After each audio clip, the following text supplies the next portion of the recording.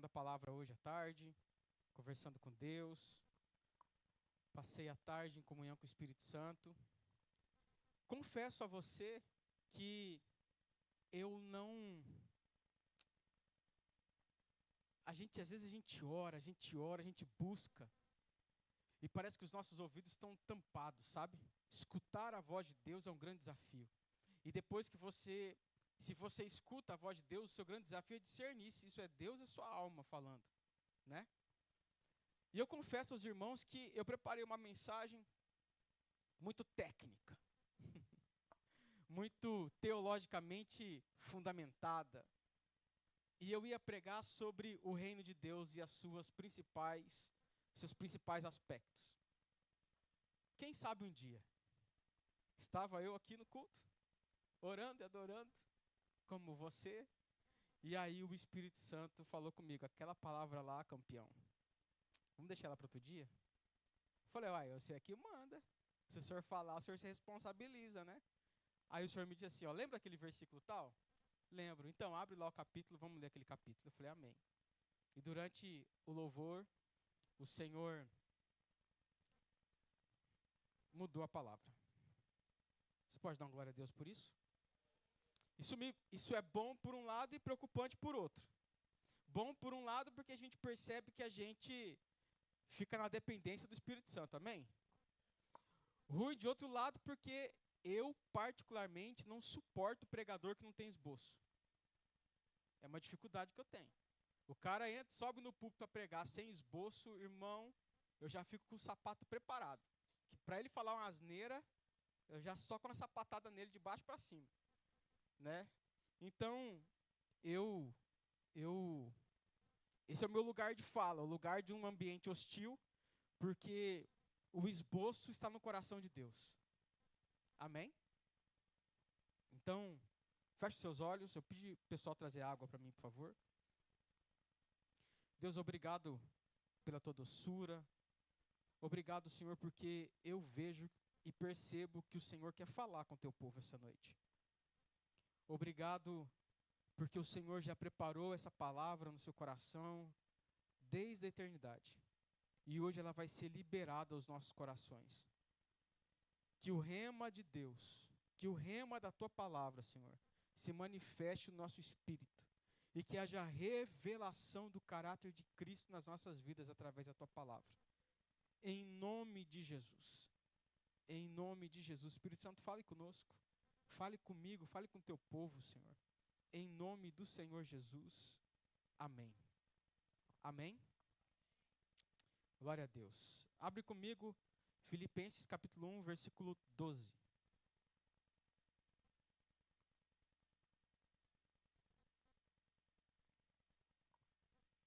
Filipenses capítulo 1, versículo 12, quem achou, diga amém. Diz assim, quero que saibam, irmãos, que aquilo que me aconteceu tem, ao contrário, servido para o progresso do Evangelho. Como resultado, tornou-se evidente a toda a guarda do palácio e a todos os demais que estou na prisão por causa de Cristo. E os irmãos, em sua maioria, motivados no Senhor pela minha prisão, estão anunciando a palavra com maior determinação e destemor. É verdade que alguns pregam Cristo por inveja e rivalidade, mas outros o fazem de boa vontade. Estes o fazem por amor, sabendo que aqui me encontro para a defesa do Evangelho. Diz comigo, aqui me encontro para a defesa do Evangelho. Aqueles pregam Cristo por ambição egoísta, sem sinceridade, pensando que me podem causar sofrimento enquanto estou preso. Mas o que importa? O importante é que, de qualquer forma, seja por motivos falsos ou verdadeiros, Cristo está sendo pregado e por isso me alegro.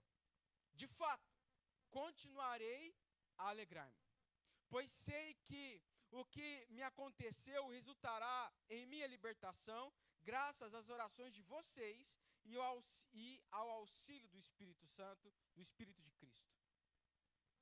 Aguardo ansiosamente e espero que em nada serei envergonhado. Ao contrário, com toda a determinação de sempre, também agora Cristo será engrandecido em meu corpo, quer pela vida, quer pela morte. Porque para mim o viver é Cristo e o morrer é lucro. Diga, porque para mim o viver é Cristo e o morrer é lucro. Caso continue vivendo no corpo, terei fruto do meu trabalho. E já não sei o que escolher. Estou pressionado entre dois lados.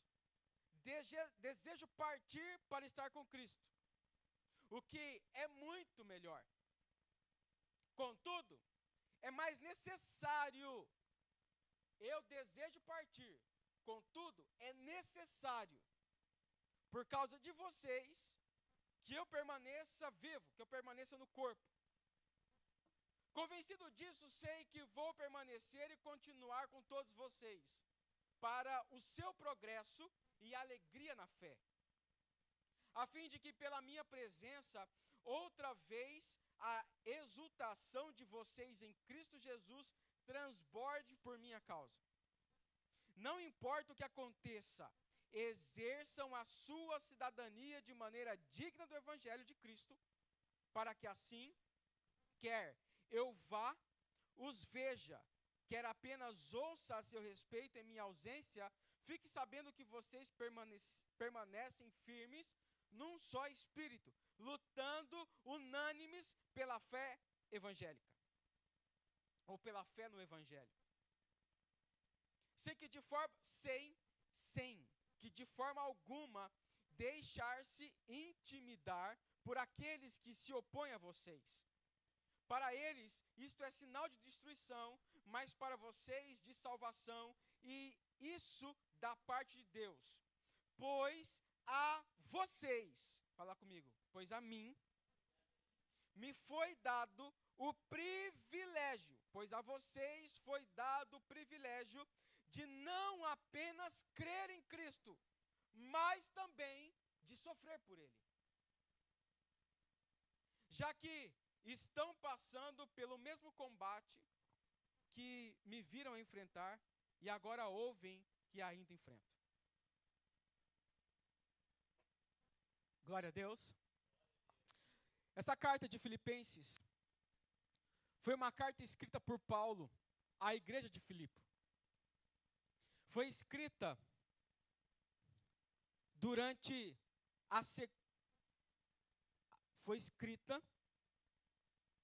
durante a primeira prisão de Paulo.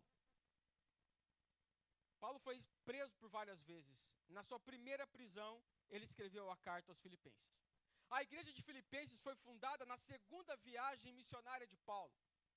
Um irmão, um profeta, lá no livro de Atos, a Bíblia denomina ele como varão da Macedônia. Atos 16, 9 e 10. Sonhou que Paulo ia para uma viagem missionária na cidade de Filipe, na região de Filipenses. E Paulo foi movido, soprado pelo Espírito para a região de Filipenses.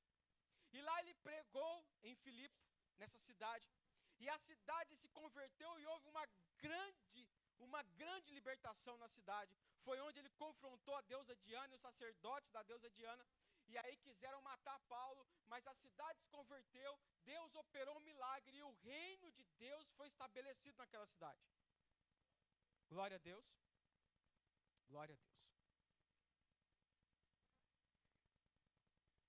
O interessante desse texto, do capítulo 1 de Filipenses, é que a gente percebe que a pregação do Evangelho destravou uma consequência terrível na vida de Paulo. A vida cristã, a vida raiz, irmão, o viver o cristianismo raiz, viver o Evangelho raiz, não esse Evangelho soft, light, que está rolando por aí.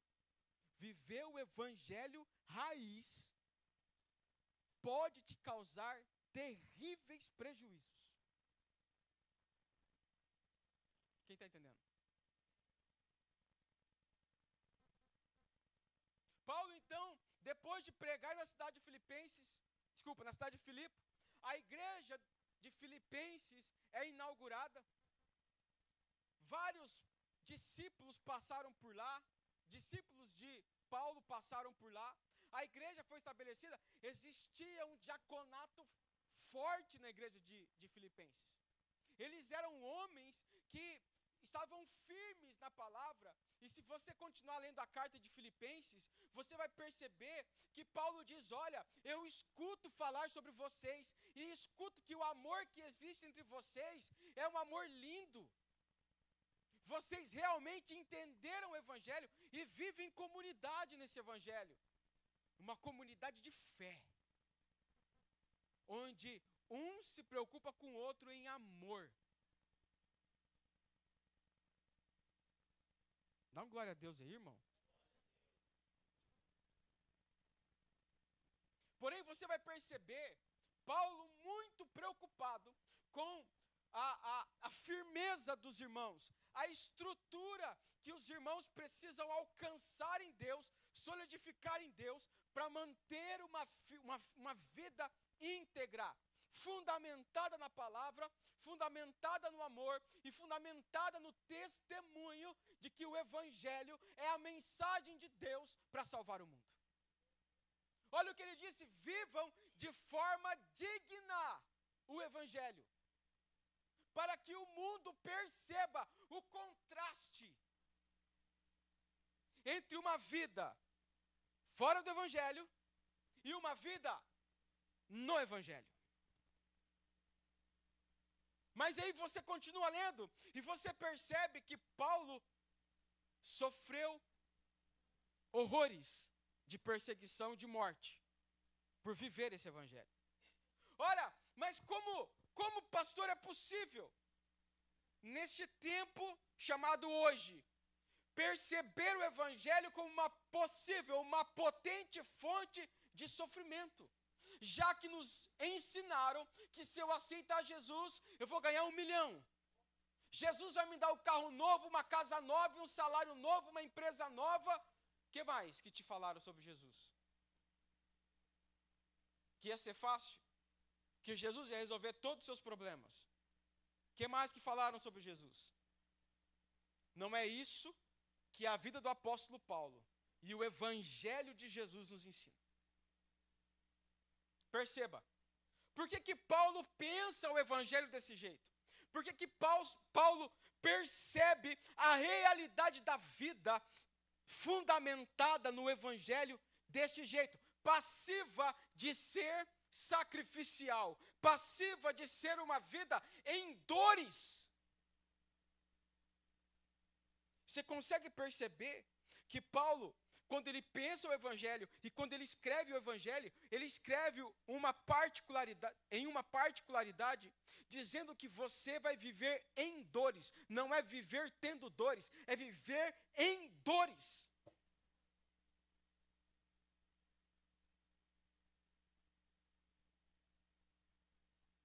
Dá uma glória a Deus aí, irmão. Ora, por pregar o evangelho, eu fui preso, estou na cadeia, mas olha só que interessante, mesmo eu estando preso, os irmãos estão sendo motivados pela vida em dor que eu levo, e estão pregando com mais fé, estão pregando com mais força, estão pregando com mais determinação. Escute, meu irmão, e aqui uma reflexão me cabe, amado, o quanto as suas dores motivam as pessoas a viverem mais o evangelho. Ou você tem chorado, igual um bebezinho chorão.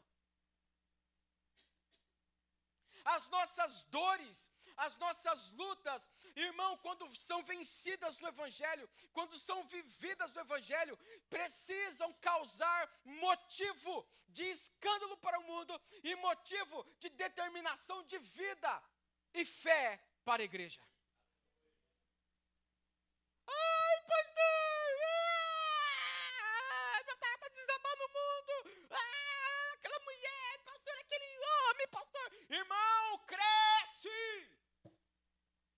O Evangelho te propõe uma vida de fé, e quando as lutas aparecerem, irmão, você vai viver essas lutas, e a sua fé, e a sua vida fundamentada no Evangelho, precisa motivar as pessoas a viverem uma fé em Cristo genuína. Escute, preste atenção no que eu vou te dizer. O sofrimento tem mais poder do que a bonança. Se você não entendeu isso ainda, você vai continuar chorando igual um bebezão e não vai crescer. Escute, existe uma...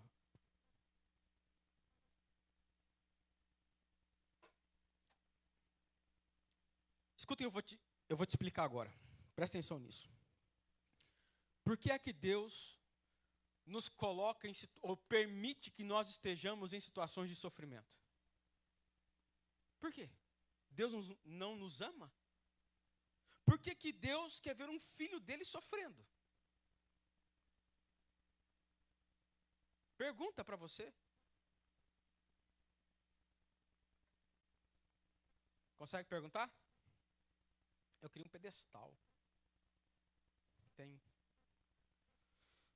Por que que Deus, sendo um pai de amor, gracioso, maravilhoso, pode permitir que os seus filhos sofram? Como é possível um Deus que amou o mundo de tal maneira que entregou o seu Filho unigênito para todos aqueles que nele creem não pereçam, mas tenham vida eterna? Como esse Pai, esse Deus, pode permitir que eu sofra?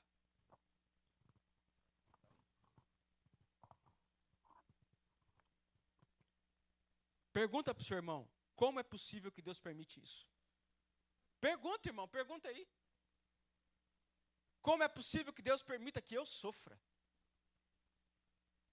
Agora eu vou te dar um tempo para você responder. Por que que Deus permite? Responde aí para o seu irmão. Por que é que Deus permite que você sofra? Você tem coragem de responder? Bom, na visão católica, apostólica, romana, Deus está te castigando. Eu falei isso para uma pessoa essa semana.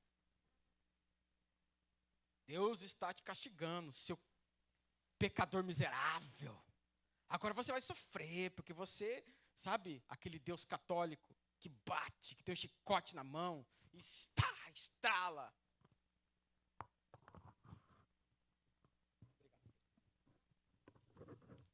Tudo bem, pensar assim faz parte, porque nós também fomos catequizados com esse pensamento do Deus velhinho, barbudo, sentado no trono, com um raio na mão. Pecou? Na cabeça. Não é? Existe uma cultura desse Deus meio Zeus, que promove nos seres humanos uma caçada às bruxas, uma caçada por aqueles que erram. Mas a verdade é que Deus, antes de falar isso, olha só que interessante. Quantos aqui são pais? Levante sua mão. Pai e mamãe. Isso, obrigado. Quantos aqui são pais de crianças acima de 8 anos? Levanta a mão. Amém. Então escute o que eu vou te falar. Você que é pai de criança acima de 8 anos, se estiver fazendo a coisa certa, vai me entender. Amém? Fala amém, irmão. Amém. A criança tem 8 anos de idade. A vida dele, a vida dela é estudar. Concorda comigo? Tem que estudar, irmão. Tem boca. Tem boca. Mas aí a criança chega da escola e a primeira coisa que a criança quer fazer é fazer o quê? Comer e assistir desenho. Ou jogar videogame. Pegar o celular. Pegar o tablet. E assim por diante.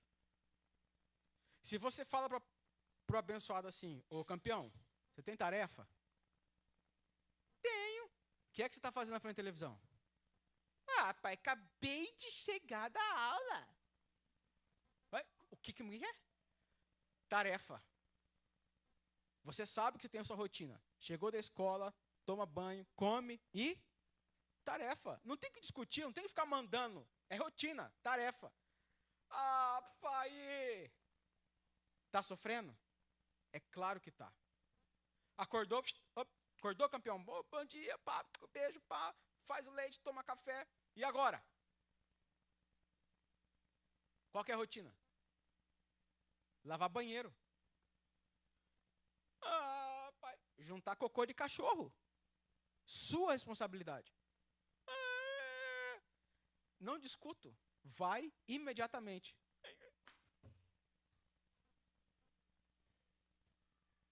Aí você vai lá. Eita, glória, Deus está falando. Aí você vai lá espiar para ver como que o abençoado está fazendo, né? Olha lá, ele está assim, ó. Juntando os cocô. Meu pai, eu queria estar assistindo isso. Aí você olha para assim, não é fácil obedecer. O sofrimento, muitas vezes, é uma ferramenta de Deus para nos educar à obediência. Nós obedecemos mediante profunda renúncia. Nós obedecemos mediante muito sofrimento. O apóstolo Paulo, preso nas suas cadeias por conta da pregação do evangelho.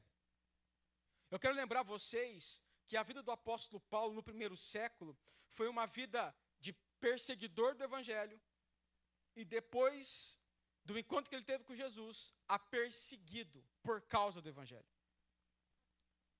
A grande questão, irmãos, é que o sofrimento que nós vivemos, as dores que nós vivemos, muitas vezes é ferramenta de Deus para que a gente aprenda a obedecê-lo.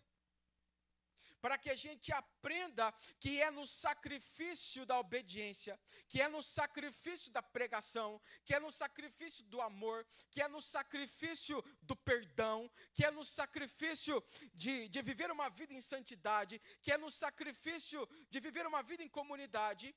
É no sacrifício, meu irmão, que o caráter de Cristo é formado em nós. E Paulo escreve essa carta porque ele pensava assim do evangelho. Ele sabia da história de Jesus.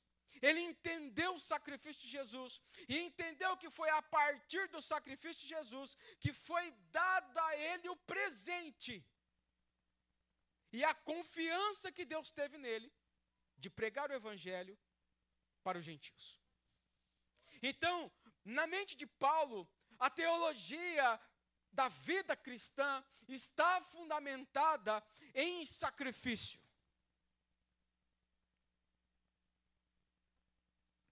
Para Paulo, não é possível viver o evangelho longe do sofrimento sacrificial. Então, mais uma vez eu te pergunto, o quanto do seu sofrimento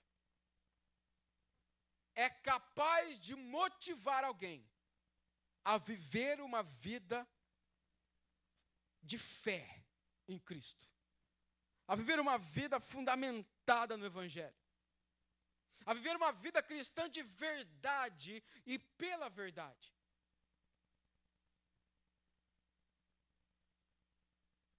Meu Deus, pastor, como isso é possível?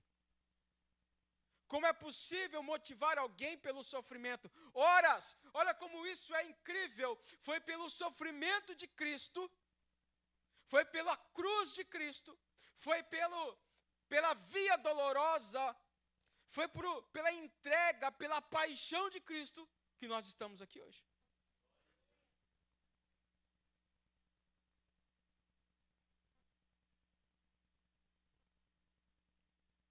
Você percebe que o sofrimento tem a capacidade de motivar mais do que a vitória? Escute o que eu vou te falar. A vitória motiva poucos. Pergunta por quê? poucos conhecem o sabor da vitória. Presta atenção. Quem aqui já comeu um carpaccio? Levanta a mão. Vocês estão chique, né? Escuta. Quantos aqui já comeram uma paella? Vocês estão chique, né? Quantos aqui já comeram caviar norueguês? Levanta a mão. Norueguês. Levanta a mão. Pois é. Beleza. Então, a chiqueza parou no limite, né? Eu entendo. Escute. Presta atenção. Se eu te convidar para comer um caviar norueguês, que custa aproximadamente R$3.000 a latinha. Você vai olhar para mim e falar, pastor, tem essas bolinhas pretas aí? R$3.000? Pastor, vamos comer baguncinha? Baguncinha com maionese temperada, pastor. Aquele hambúrguerzão top, pastor. Que você puxa o queijo assim, ó, ele bate na sua cara a hora que volta. Pastor, 3 barão nessas bolinhas pretas aí. Escute. Quem já provou a vitória, irmão, sabe e quer estar lá o tempo todo. Quem come esse tipo de comida, não come baguncinha. Não quer comer o baguncinha.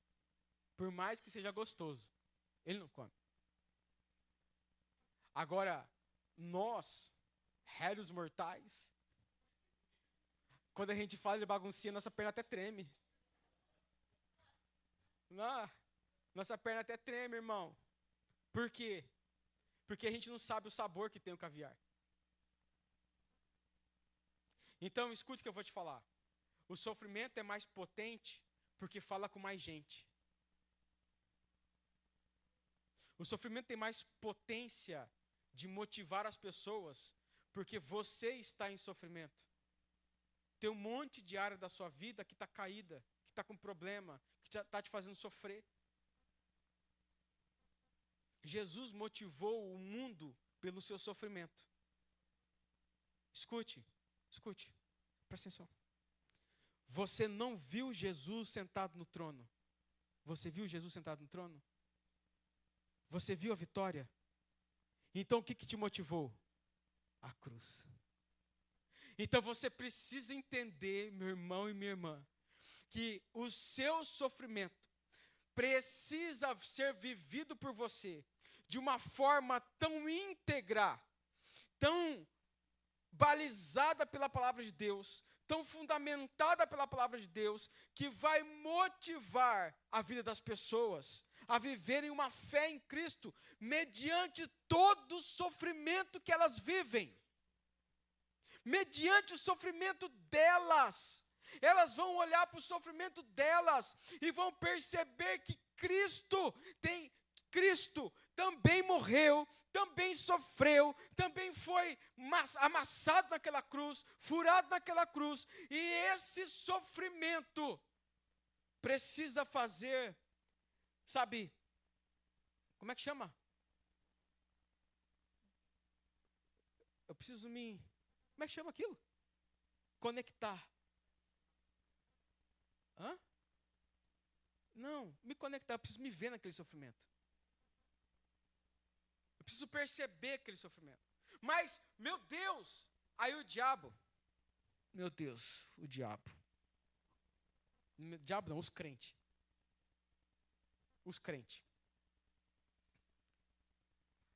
Aí os crentes, quem que gosta de sofrer, né, irmãos? É difícil gostar de sofrer. A não ser que seja uma pessoa muito doente. E o sofrimento faça parte de um ciclo depressivo, derrotista,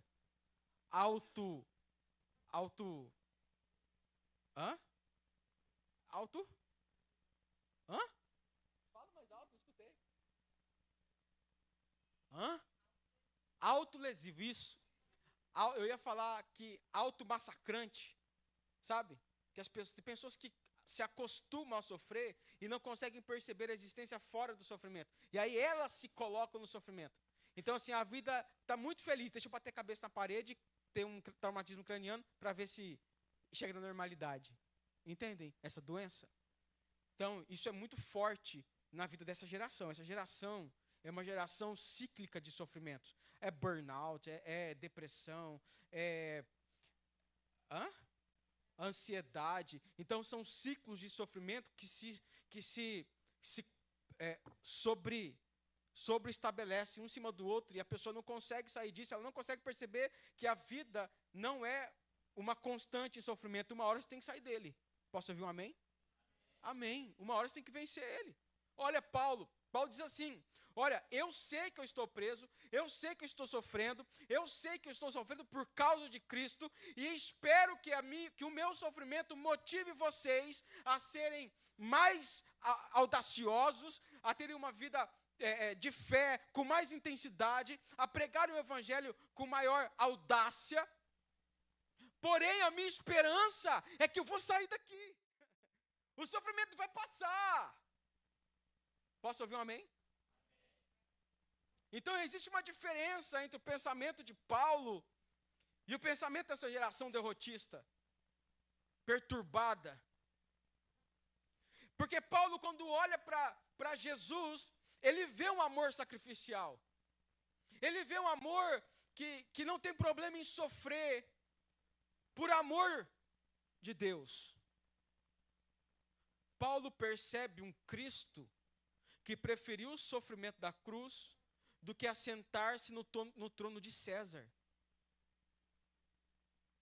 Porque todo mundo queria um Cristo que chutasse César e se assentasse no trono de César. Jesus foi o Cristo que preferiu a cruz do que o trono de César. Como é possível pregar um evangelho em que o sofrimento da vida cristã, sofrimento, por quê? Porque não é fácil obedecer. Sofrimento porque a vida cristã exige renúncias. Sofrimento porque viver uma vida cristã fundamentada na palavra significa que você vai ter que renunciar aos seus desejos, renunciar aos seus direitos, renunciar, os seus sonhos para viver o que Cristo quer que você viva. Muitas vezes vão chacotar você, vão tirar sarro da sua cara, como já fizeram comigo. Você virou crentezinho de ir para a igreja? Nossa, você virou crentezinho, está todo domingo batendo ponto, dando dinheiro para o pastor? Muitas vezes é sofrer perseguição por amor ao Evangelho, por amor a Jesus. Por quê? Porque a fé em Jesus, o amor que você tem em Jesus, ter a consciência da onde Jesus te tirou, daquele montouro de pecado, daquela vida infeliz, abandonada na sua solidão. Jesus te resgatou de lá e te deu vida. Essa consciência para você é muito mais elevada, é muito maior do que todos os seus direitos, do que todas as suas paixões carnais, do que todos os seus desejos. É muito mais elevado para você do que tudo que o mundo oferece, tudo que o pecado oferece. E aí você olha para Cristo e deixa o resto tudo, você abandona tudo. Você simplesmente abandona tudo. E isso, meus irmãos, começa com sofrimento e termina em glória. Isso começa com um grande sofrimento, mas o final disso é glória. Você pode dar um glória a Deus? Então, como o seu sofrimento, como as suas lutas estão motivando as pessoas que estão ao seu redor? Tem gente que você vai conversar com a pessoa, e aí, como é que você está? Ai, pastor, Tá dando tudo errado. Ai, pastor. Ai, pastor. Ai, pastor. Você conversa com a pessoa, tipo assim, você fica uma semana sem falar com a pessoa. Aí, chega domingo, você conversa com ele, como é que você tá? Ai, pastor. Aquele homem, aquela mulher, aquele filho, ai, meu patrão, pastor, tô sem dinheiro pra tudo, pastor, o cartão de crédito tá me batendo, pastor. Aí você fala, rasa o cartão de crédito. Não posso, pastor, não tenho condição de fazer isso, a minha alma tá aquele cartão tá da minha alma, pastor. Aí, você pode orar por mim, pastor. Aí você fala, tipo, eu oro, né? Mas eu sei que se não cortar o cartão não vai melhorar. Eu sei que se você não se converter de verdade, as coisas não vão mudar. Mas vamos orar, né? De graça receber, de graça dai. Vamos lá, vamos orar. Aí, beleza, você fala assim, ufa, essa semana a pessoa, em nome de Jesus, vai, né? Aí você chega todo empolgado, o pastor chega aqui na igreja todo empolgado. Ai, tá, glória, viu fulano na porta dele. E aí, o pai do Senhor começa a... Mas não sabe o que aconteceu, mas não.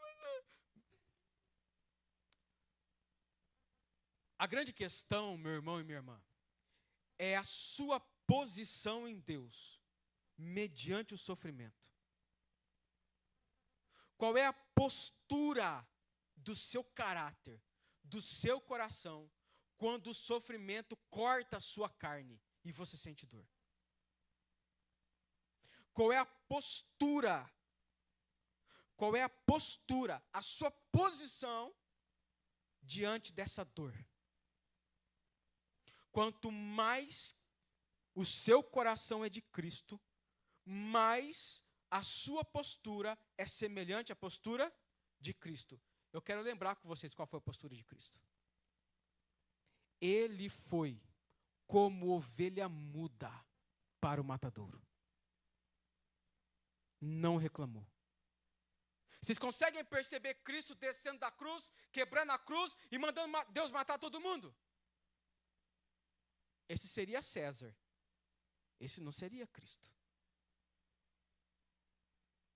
Ele escolheu a cruz. Por amor a mim e a você. A postura diante do sofrimento reflete o quanto Cristo está formado em você ou não. Pessoas menos crentes, que têm menos caráter de Cristo, são as que mais dão alarme. Acende a sirene e manda... Por quê? Porque não entenderam ainda o papel que o sofrimento tem de formar o caráter de Cristo na nossa vida. E presta atenção no que eu vou te dizer. Você que vai discipular alguém um dia, você está em processo de discipulado, escuta o que eu vou te dizer. Enquanto essa pessoa não se converter verdadeiramente, a conversa dela vai ser sobre... Nunca vai mudar. Nunca vai mudar.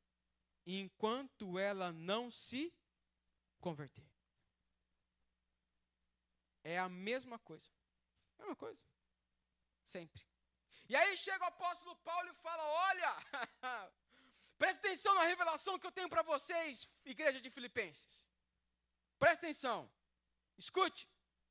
Eu estou preso, mas a minha alma está livre. Estou eu aqui preso, mas a minha prisão já é notada por toda a guarda pretoriana. Olha que loucura! Os pretorianos, que são aqueles guardas romanos que guardam César, que são seguranças particulares de César. Se você quer conhecer os guardas pretorianos, assistem o filme Gladiadores. Eles usavam uma roupa roxa e preta.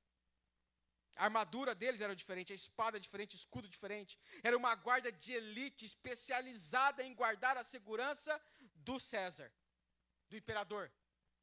Paulo preso em Roma, ele disse, a minha prisão já é notada por toda a guarda pretoriana, ou seja, o cara mesmo preso, mesmo em sofrimento, Deus transbordava dele a ponto de pegar os guardas pretorianos e bater na cara deles a graça. E espancar eles com a violência da graça. Isso chacoalhou César. Isso chacoalhou o Império Romano. Porque o exército de maior elite, ou seja, a equipe de maior elite do exército romano, que eram os pretorianos, estavam começando a se converter ao evangelho. Como mandar um pretoriano para o Coliseu? Era inadmissível para César. Porque era uma falha muito grande. É melhor soltar Paulo do que deixá-lo preso. Ele vai converter o palácio inteiro. Percebe onde o sofrimento pode te levar? Cresce. Cresce em Deus. Porque o seu sofrimento, o sofrimento que você passa, além de ser ferramenta para Deus formar o caráter de Cristo em você, vai ser ferramenta para alcançar aqueles que sofrem.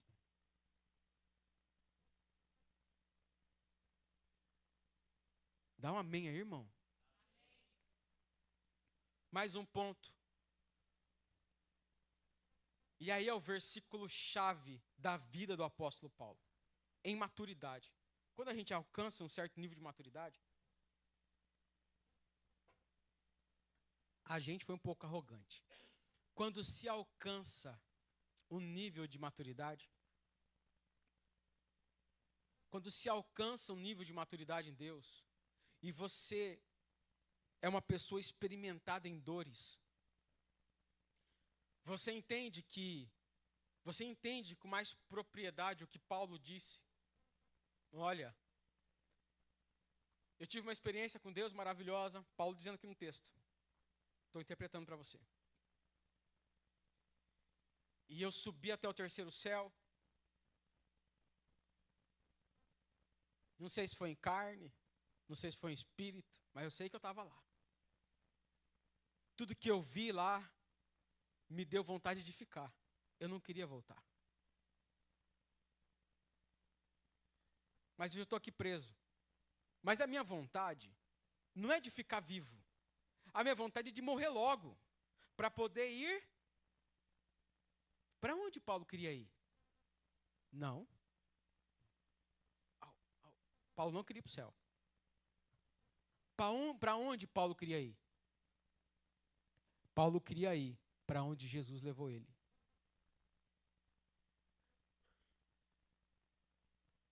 Era no céu?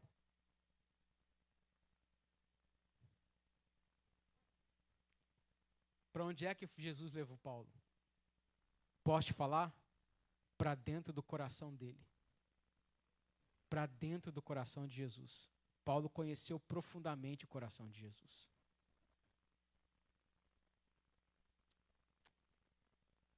E aí, Paulo olha para a vida de cadeias, vida de perseguição, vida de risco de morte, para toda aquela loucura de Roma. Os gregos numa cultura pornográfica maldita. Os romanos numa cultura de poder dinheirista, nada muito diferente do que é hoje. Eu acredito que se os gregos e se os romanos tivessem internet, não seria nada diferente do que nós vivemos hoje. E aí, irmãos, Paulo olha para aquilo, Paulo olha para Cristo e entende o coração de Cristo. E Paulo diz assim, não acredito que eu vou ter que viver nessa vida. Neste corpo carnal que eu tenho que fazer cocô, xixi, que eu sinto dor, que eu tenho que comer. Não acredito que eu vou ter que submeter tudo aquilo que eu experimentei dentro de Cristo a essa vida caída. Não acredito nisso. Aí Paulo fala assim, estou dividido. Estou sendo puxado por um lado, pela vontade de ir viver com Cristo. Mas estou sendo puxado por outro lado pela sua necessidade de que eu esteja aqui. Aí o amor sacrificial que ele viu em Cristo falou alto. Então que eu esteja aqui. Para que através da minha vida vocês sejam edificados em Cristo Jesus. Sabe por que o sofrimento não faz sentido para essa teologia da prosperidade, para o triunfalismo? Sabe por que o sofrimento não faz sentido para esses caras? Porque eles não entenderam quem é Cristo. Sabe por que o sofrimento não faz sentido, meus irmãos? Porque eles não entenderam o quanto Cristo te amou para morrer na cruz. Quando você entende o tamanho do amor de Jesus para segurar aquela cruz por 8 quilômetros, pesando 60 quilos nas costas dele, sendo massacrado pelos chicotes romanos, depois sendo grudado naquela cruz, e você percebe que esse amor fez com que ele morresse, se entregasse mudo, sem falar nada. Olha a palavra que Jesus liberou na cruz: Pai, perdoa-lhes, porque eles não sabem o que fazem. Se fosse você lá, irmão, com todo o poder do universo, o que você ia fazer?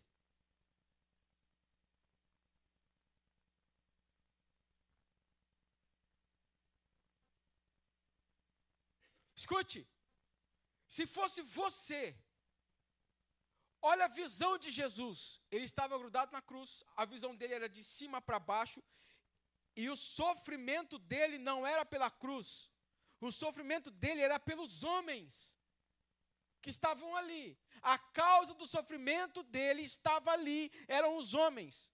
Qual é a sua postura diante daquilo que te causa dor?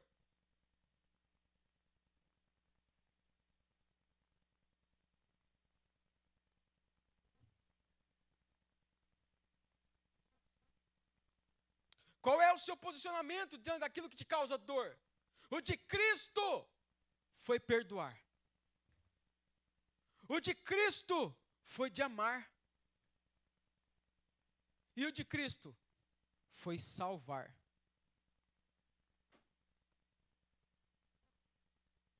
Perdoe o seu marido, perdoa a sua esposa. Ame ele e ame ela, e salve o seu casamento. Perdoa o seu patrão, ame o seu trabalho e salve o seu emprego.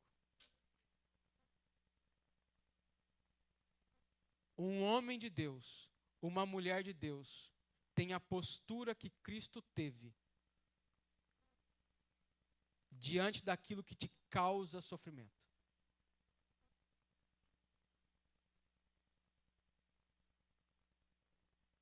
E aí agora você percebe que para Paulo, o morrer de verdade é lucro. E o viver? Não tinha outra forma. O coração de Paulo estava em Cristo. A mente de Paulo estava na esperança de viver aquela vida que ele viveu em Cristo, na onde Deus o levou no arrebatamento. Para Paulo, o desejo era viver com Cristo, mas o propósito era edificar a igreja. Bom, dá uma outra pregação, né? O seu desejo e o seu propósito geralmente são antagônicos. O seu desejo só se alinha com o seu propósito quando Cristo está no meio. E você sempre vai viver sendo puxado para um lado ou para o outro. Ou para o seu desejo, ou para o seu propósito. Ou para o seu desejo, ou para o seu propósito. Quem cede por desejo, irmão, divorcia, larga o emprego, bate no filho, vai embora. Quem vive no propósito, mantém firme. É fácil? Não. É mais fácil ceder para o desejo. Paulo vivia constantemente. Sou puxado de um lado, sou puxado do outro. Agora perceba, em outra passagem ele diz assim, ó, presta atenção. Aqueles que militam, aqueles que guerreiam, aqueles que vivem o evangelho, não fique preso na terra. Porque quanto mais preso na terra, mais forte é o que te puxa para ela.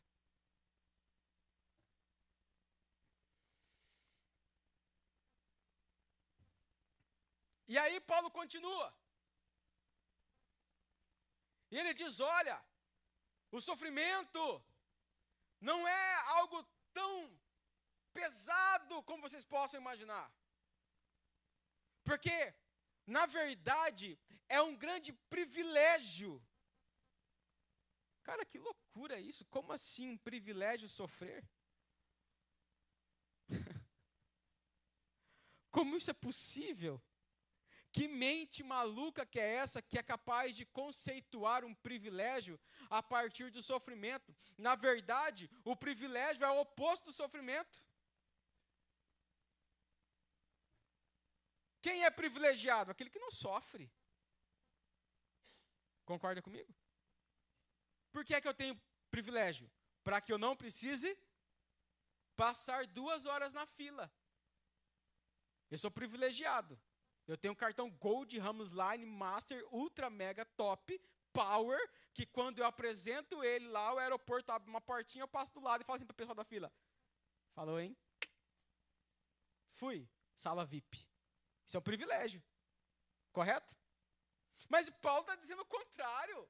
Paulo está dizendo, olha, é um privilégio sofrer por Cristo. Como isso é possível? Vai contra tudo que nós aprendemos no mundo. Que eu tenho que trabalhar para ter privilégio, que eu tenho que ganhar dinheiro para ter privilégio, que eu tenho que ser pastor para ter privilégio, que eu tenho que ser líder de não sei o quê para ter privilégio, que eu tenho que ser político para ter privilégio. Tudo que Paulo está dizendo é o oposto do que a gente aprende.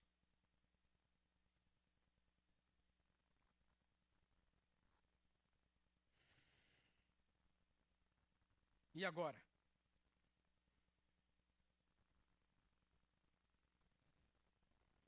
Pois a vocês foi dado o privilégio de não apenas crer em Cristo, mas também de sofrer por Ele.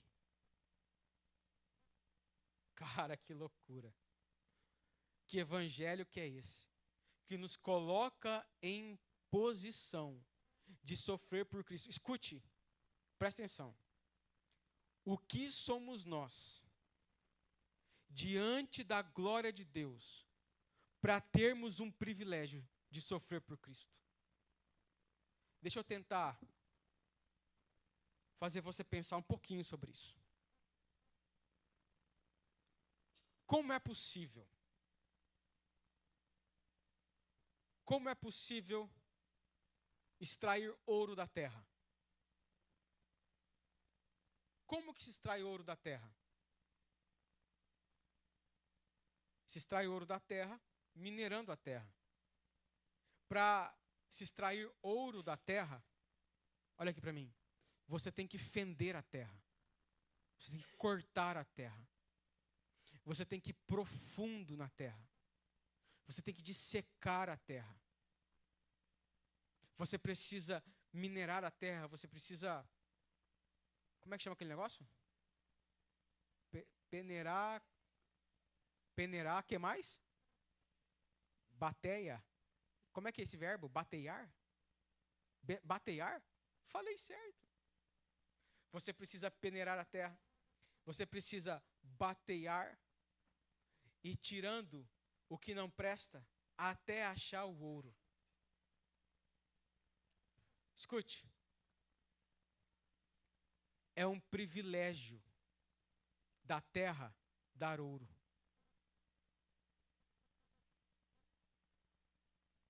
A terra poderia só ser terra e não ter valor nenhum.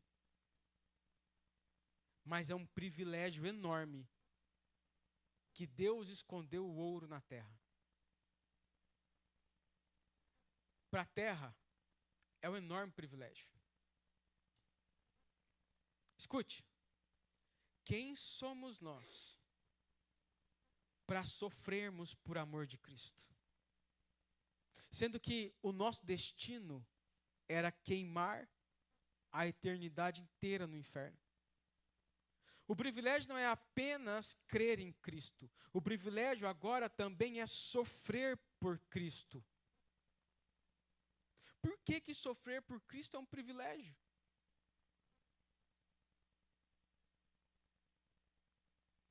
Você consegue pensar nisso? Pergunta para a pessoa que está do seu lado. Por quê que sofrer por Cristo é um privilégio?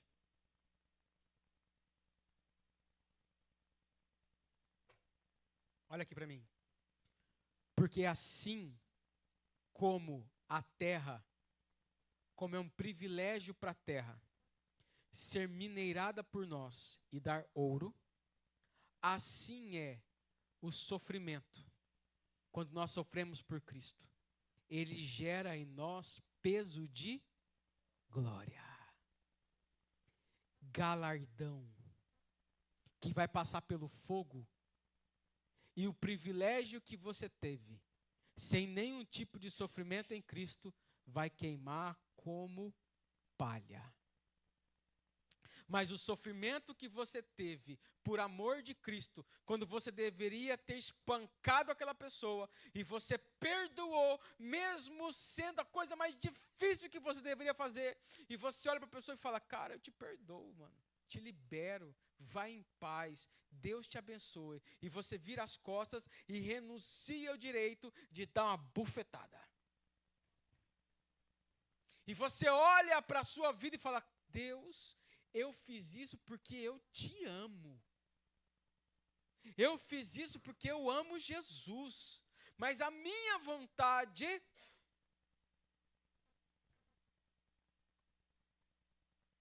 sabe, esse sofrimento por amor de Cristo, meu irmão, é muitas vezes expressar o próprio caráter de Cristo nas nossas ações. É transbordar a vida de Cristo nas nossas situações mais hostis, mais complexas, que mais nos causam dor. Sabe? Isso é uma vida muito complicada. Não é fácil viver assim. Mas é esse privilégio que nós temos de padecer por Cristo, que vai nos dar galardão, presença de Deus, que vai fazer com que as pessoas ao nosso redor sejam motivadas a viverem uma vida com mais fé em Cristo. Vai chocar a guarda pretoriana ao seu redor. Os caras vão ficar sem entender, vão olhar e falar, cara, eu bateria. Por que esse cara não bateu? Eu faria tudo o contrário. Por que essa pessoa fez? Por que essa pessoa não agiu com violência? Por que essa pessoa me amou depois de tudo que eu fiz para ela? Isso é muito contrastante com a posição de uma vida mundana. As pessoas não conseguem lidar com isso. Elas vão atrás de você e vão perguntar, por que você agiu assim? Porque Paulo era espancado na prisão. E ele dizia, glória a Deus, Jesus vive. E os caras não conseguiam entender isso. Paulo era amarrado, acorrentado os pés e as mãos, colocado no tronco romano, não sei se vocês já viram isso, e chicoteado. E César mandou bater 30, depois mandou bater 70, e terminava, e perguntavam para ele, o que você tem para dizer? Ele dizia, sou mais feliz agora do que há 30 minutos atrás. Como é possível isso? Como é possível uma vida assim? Isso choca o mundo. Isso choca a mente mundana, vingativa, odiosa,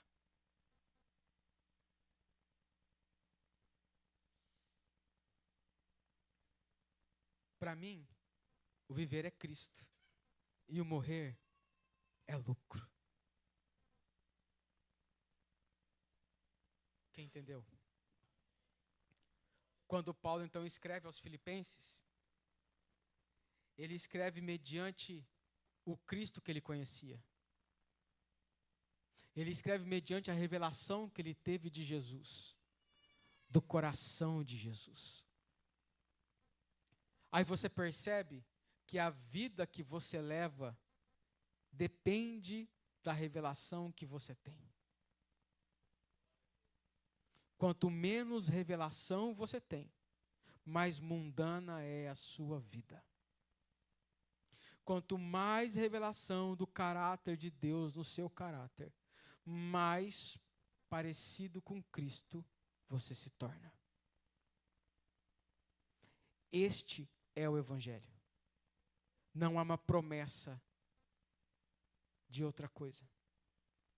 Mas, pastor, Jesus disse que aquele que largar tudo por amor a Jesus e o seguir vai ganhar ainda muito mais nessa vida.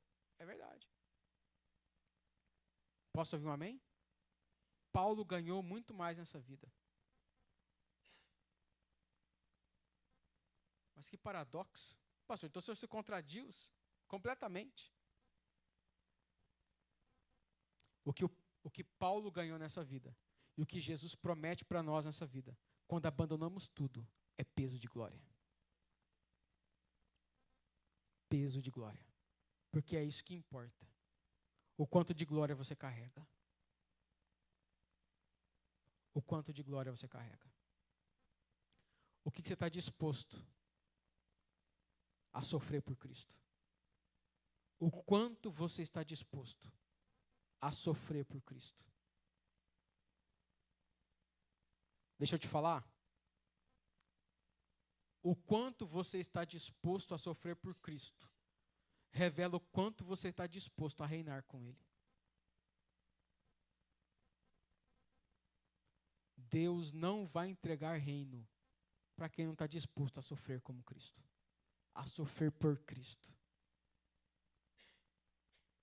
O quanto você está disposto a sofrer por Jesus Cristo é a medida do quanto de reino você vai viver.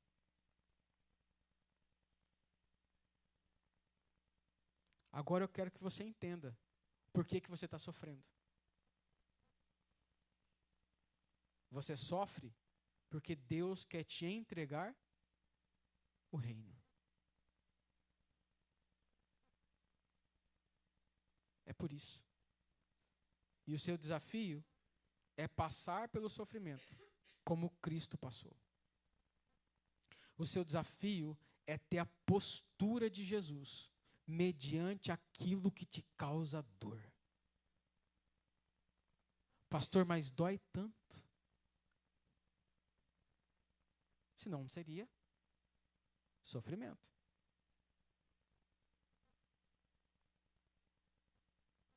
Posso ouvir um amém?